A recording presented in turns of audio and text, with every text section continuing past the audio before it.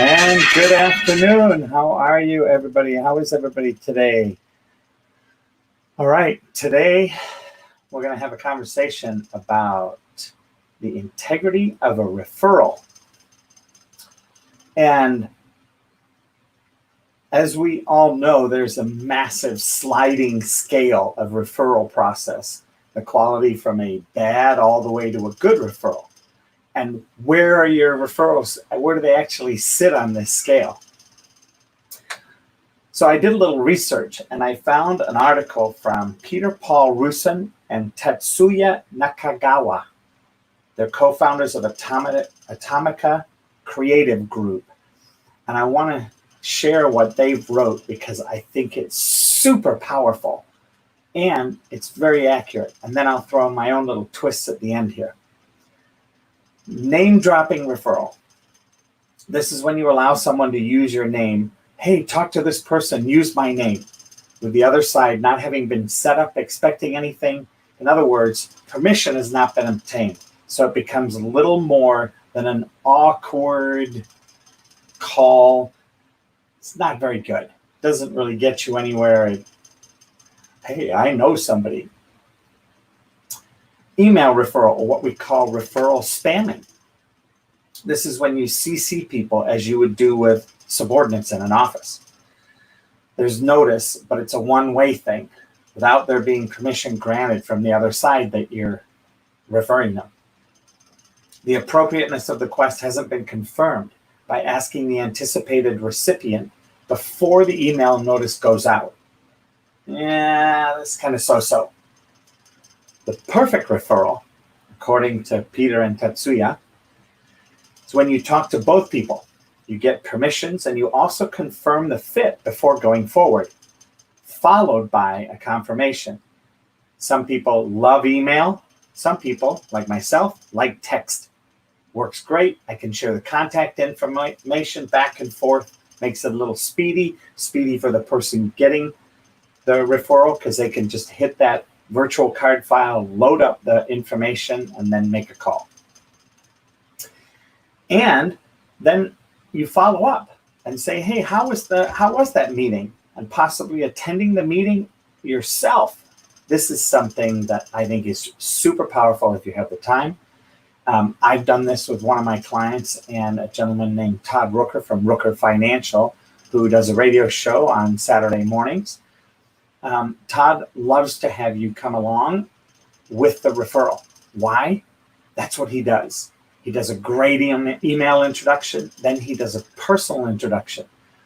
And for me, with my client, what made it really valuable was I got to be there supporting my client and nudging my client when I didn't think they were sharing everything they needed to share. By the way, I did get their permission to be able to nudge them. Okay, 4 points to ensure a perfect referral. The right people should have these attributes. They should be the best of whatever it is that they do. And they have a quote here, an empty bag will not stand upright, Benjamin Franklin. 2, they should be people that keep their word. There is not much point in referring people who are unable to keep their word. That type of referral is unlikely to produce anything constructive. In fact, from my point of view, it could be destructive to your own reputation. Number 3, they should be easy to deal with. People who are cheerful and pleasant to deal with are the best to have involved in the referral process. Who wants to deal with a grisly person? Oh, yeah, I know. Bobby refers me all the time. Well, that doesn't help. That doesn't forward anything. You want people that are happy and exciting. Now, I will tell you, I did have a referral once where I was warned by the person that said, look, I have a subcontractor that's coming in. When he comes in, he doesn't talk much. He does an outstanding job, but he's kind of grumpy.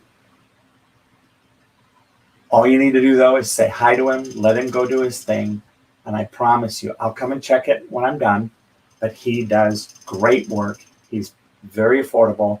He just likes to be left alone.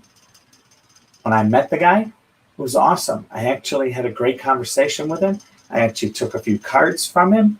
I was able to give him a couple leads. Why? Because I had this I didn't have a high expectation. And I just went and said hi and started talking. And we found out we knew a couple of the same people.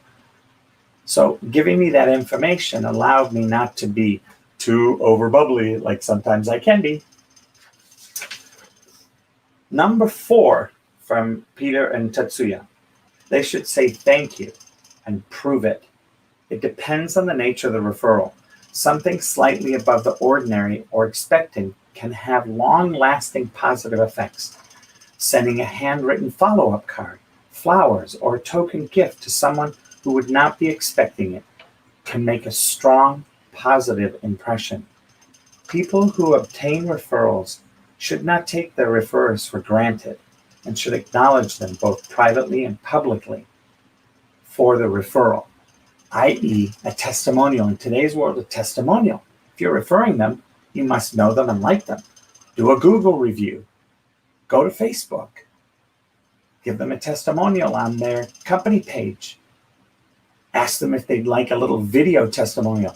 Today, thanks to Google, YouTube testimonials with a little video help, because guess who owns YouTube? Google does. So for me, it's perfect.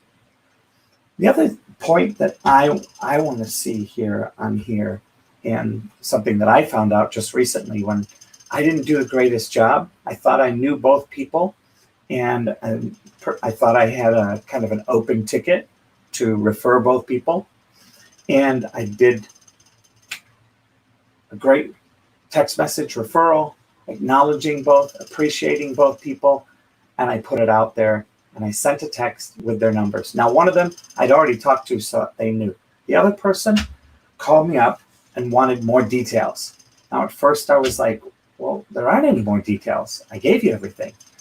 What that person was looking for was clarification to make sure I hadn't said A or B or C, because in their experience, somebody had said A, B, and C, and they got blindsided.